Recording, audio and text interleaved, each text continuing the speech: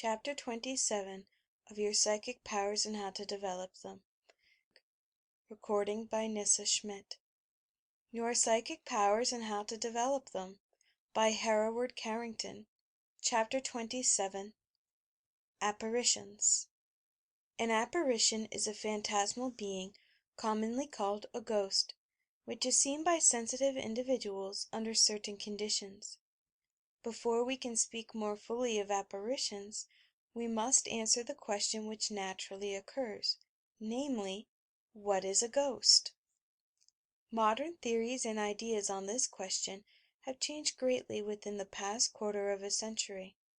At that time, if an ordinary scientific man were questioned on this subject, he would probably reply that it was a hallucination, the result of a diseased mind, and had no existence in reality outside the imagination of the subject who perceived it. But in these days this idea has been greatly modified, and it must now be admitted that ghosts are very much more complicated than this. In the first place, when the Society for Psychical Research began its investigations in 1882, it was found that a large percentage of cases of apparitions occurred at or about the time of death. Some occurred before and some after, but most of them were approximately at that time. Further, the subjects who perceived or saw them were not diseased or imaginative persons, and probably never had another experience of this character either before or afterwards. The questions naturally arose: why this connection? What is the bond uniting the dying person with the apparition seen? Some scientific men, it is true, have come forward and stated that this connection is due to chance, and that there was no real connection whatever. This is, however, disproved by the report of the Society, as the result of several years' work. They succeeded in obtaining answers from some 30,000 persons, and calculating the percentage of possible coincidences, they found the number of coincidences was hundreds of times more numerous than chance could account for. Professor Sidgwick's committee, who conducted the investigation, therefore signed the following statement: Apparitions coinciding with death. Between deaths and apparitions of the dying person a connection exists which is not due to chance alone. This we hold as a proved fact. There is, therefore, some definite connection between the two, and the task was to ascertain its nature and character. The theory was then advanced that, inasmuch as telepathy is a fact scientifically proved, and inasmuch as figures and images may be transferred from one mind to another by this means, the dying person might transfer a vision or image of himself to the mind of some friend or relative, so that this person would see, not a real outstanding figure, but a mental picture or image of him, created by the thought of the dying person and conveyed telepathically to the mind of the living friend. These telepathic hallucinations, as they are called, doubtless account for many of the apparitions which are seen at or about the moment of death; also for many of those which occur before death and during the lifetime of the individual. But how about those which occur after death? Here we should have to assume that some other process was involved, or else extend our belief so as to cover and embrace the action of discarnate spirits. Phantasms of the dead. One theory of these apparitions, seen after the death of the person they represent, is that they embody the thought of the dead person. For example, an individual spirit may continue to think over its life and the scenes of its varied activities, and these recollections and thoughts influencing the minds of those still living by means of telepathy, would cause them to see the phantasmal image of the person thinking the thoughts. This, however, is a question which we shall discuss more fully in the next chapter. For the present, it may be said that this is one theory advanced to explain so-called phantasms of the dead, or ghosts, as opposed to phantasms of the living and phantasms of the dying. ghosts that touch. There are many cases of apparitions, however, which cannot be thus easily explained by assuming that they are the projection or telepathic influence of a living mind or the mind of a discarnate spirit. In many cases they seem to be real substantial beings, to occupy space and exist as real semi-solid or material phantoms. Those who have been convinced of the reality of an etheric or spiritual body need have no difficulty in assuming that it is this body which is seen at such times, and in many cases we find strong evidence for supposing that a body of this character actually exists. For example, in one historic instance, a doctor and his wife both saw the figure of a woman standing at the foot of their bed, and saw it cross the room and place its fingers over a small nightlight which was burning on the mantelpiece. At the moment the phantom thus placed his hands over the light, it was extinguished, and the room was left in darkness. Here it is difficult to suppose that any thought creation or telepathic hallucination of any character existed, for the reason that a physical phenomenon was produced, and no hallucination could have done this. Materialized phantoms.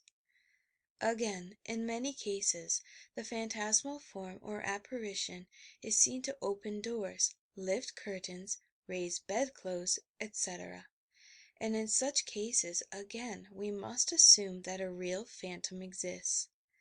The problem is thus more complicated than at first appears, and as Mr. Andrew Lang remarked, consequently, if these stories are true, some apparitions are ghosts, real objective entities filling space. Hallucinations cannot draw curtains, or open doors, or cause thumps. Not real thumps. Hallucinatory thumps are different. Dr. Burns tells of a gentleman who, in a dream, pushed against a door in a distant house, so that those in the room were scarcely able to resist the pressure. Now, if this rather staggering anecdote be true, the spirit of a living man, being able to affect matter, is also, so to speak, material, and is an actual entity, an astral body. These arguments then make in favor of the old-fashioned theory of ghosts and wraiths, as things objectively existing, rather than the view that all these "ghosts" are necessarily subjective in origin. Phantasms created by thought.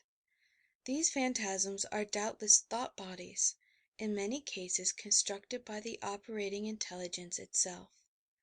One interesting fact in this connection is this, that it is nearly always stated by those who have seen figures of this kind that the phantom is clear and plainly visible about the head and the upper part of the body, but that the apparition dwindles down to a vaporous film toward the feet. In other words, the upper part of the body is much clearer than the lower part. If the phantom were a definite thought creation, this is only what we should expect, for we think of the upper portion of our bodies much more than the lower portion. We are more conscious of our head and shoulders, and the upper portion of the trunk, and the hands and arms, and only vaguely conscious of the legs and lower portions of the body.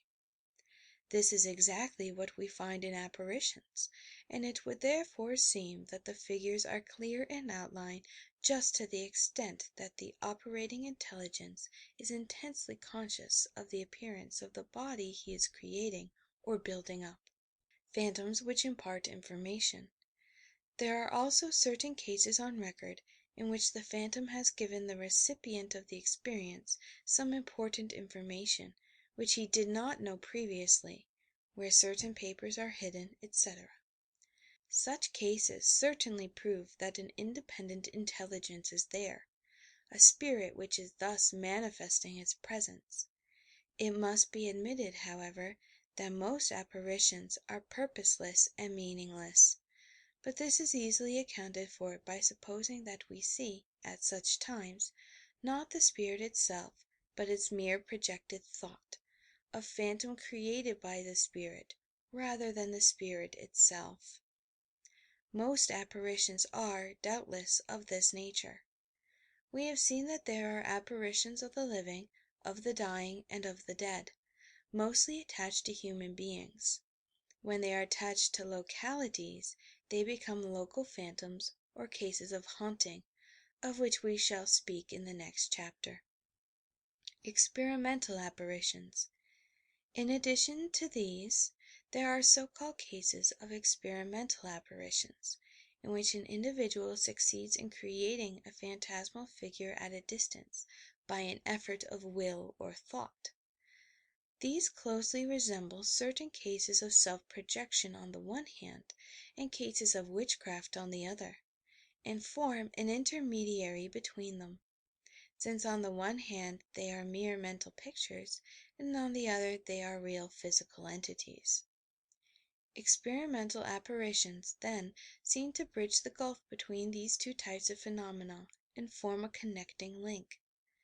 Apparitions may be induced experimentally by willing very strongly, just as you are falling asleep, that you will appear to a certain person at a certain time, and, if this is properly managed, it will be successful in a large number of cases.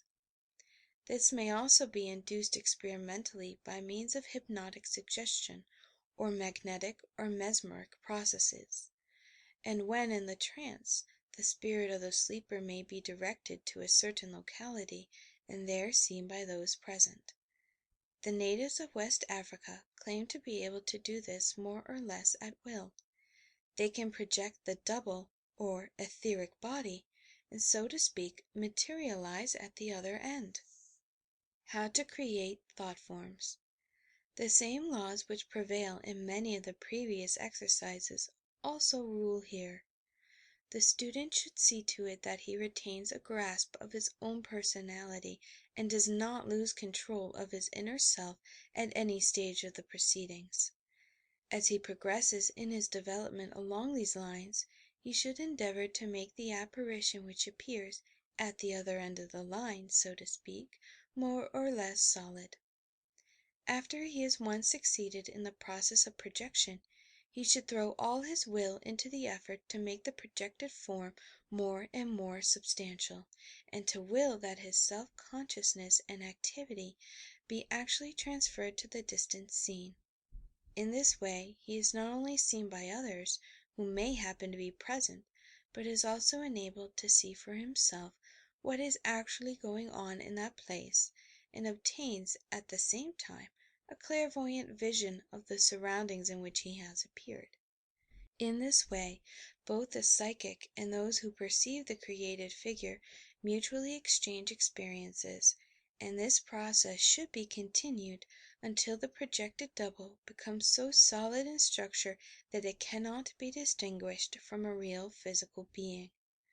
There are many advanced psychic students who claim that they can actually create and project to great distances material bodies of this nature. End of chapter 27.